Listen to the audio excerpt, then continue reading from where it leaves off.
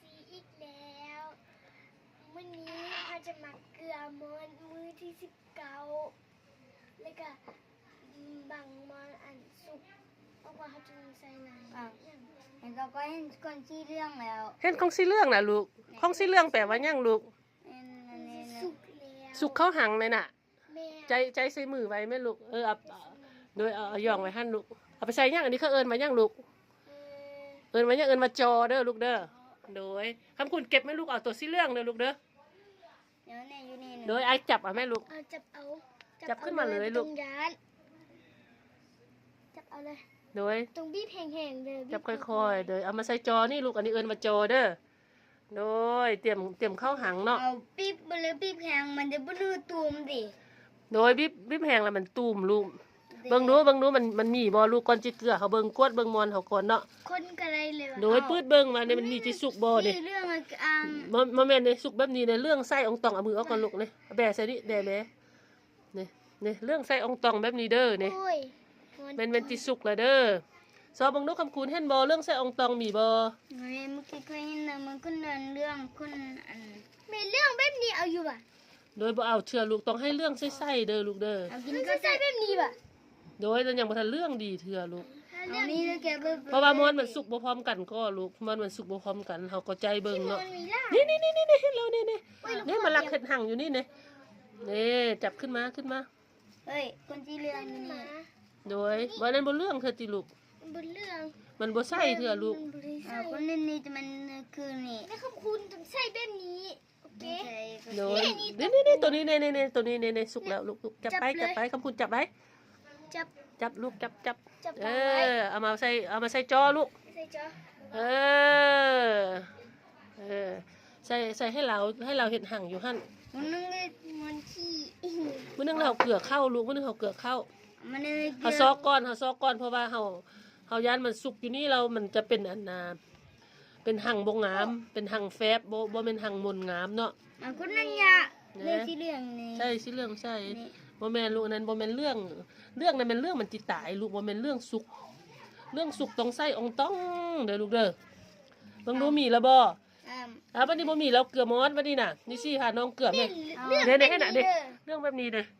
ให้น่ะเอามาเทียบดูสิจับ2ตัวกับตัวบ่เรื่องมาเทียบเบิ่งดู วนนั้นมันวนยางมันจะเป็นจะที่ เนี่ เป็ ยจับ นแบบไฟดิ โดยบ่นึงละเป็นบัตเตอร์ไฟลูก แต่ไม่ระบุญยางดิ โดยเนี่ยเอาเปรียบเทียบให้ไอ้คำคูณเบิ่งแม่ลูก เนี่ยคนนี้บุญยาง เนี่ยคำคุณอันนี้เอาด้วยอันนี้บ่เอานี่ แน่นอันสิเรื่องเป็นหยังสุกแหงเนาะพร้อมเฮ็ดหั่งเด้อพร้อมเข้าหั่งเข้าปอแล้วเนาะเอามาใส่นี่ลูกเนี่ยมาใส่นี่มันเฮือนจะมันเฮือนดิ โดยมันเหือนมันเหือนของมัน อัน ลูก นี้เอาอยู่อ่ะ มันจอบ่เอาเรื่องแบบเรื่องอ้อยๆลูกเรื่องงามๆนี่ ซอกมันยักซอก เพราะว่าอันนี้แม่ค้าห้ากระถ่ายเนาะห้ากระถ่ายขี้มอนน่ะมือเซาเนาะแล้วก็เอามอนมาเกลือเนาะโอเคน่าจะหมดแล้วเอานี่เกลือเข้าเลยลูกเกลือใบมอนเลย เกลือไปหมด เบิ่งเด้อมีตัวหมดบ่เด้อ เอาหมด มีตัวหมดเราเอาออกลูก นี่หมด มีตัวหมดเราต้องเอาออกมันนึงมอนเฮาสิตาย หมดอันนี้ หามื้อนี้เฮาจะมีไล่มีไล่อันโตเด้เขาต้องซอกเนาะเขาต้องซอกแล้วมีไล่อัน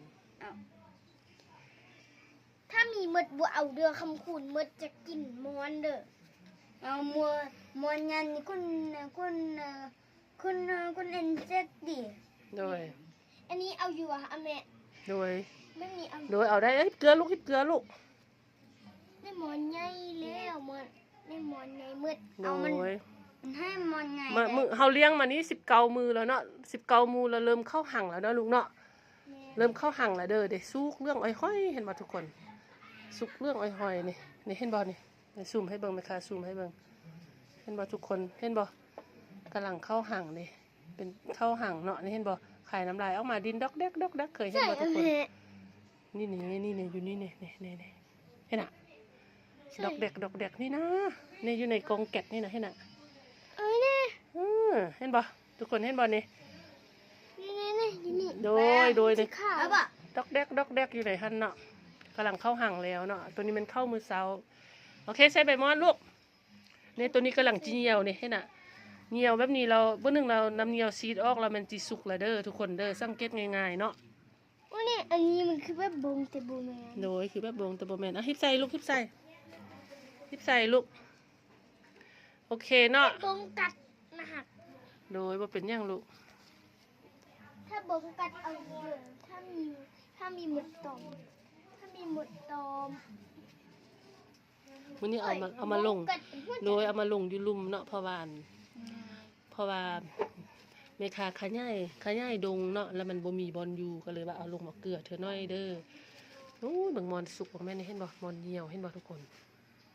ในบาง มอนไข่น้ำลายก็ ในบางอันสีเหลืองอยู่ทางนี้ อ้าว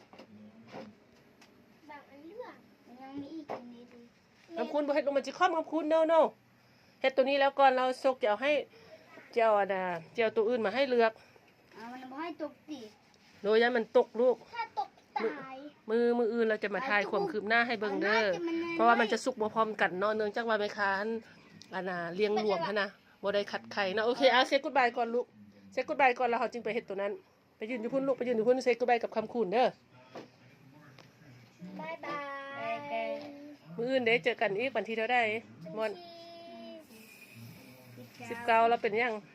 เก้าสาว สาวน่ะโอเคคำคุณเซตกู๊ดบายมินิฮาร์ดได้ลูก บาย มินิฮาร์ดไว้บอกลูกค้ากดไลค์กดแชร์ให้แด กดไลค์กดแชร์ให้เด เซ็นเลิฟด้วยแม่ จุ๊บ โอเค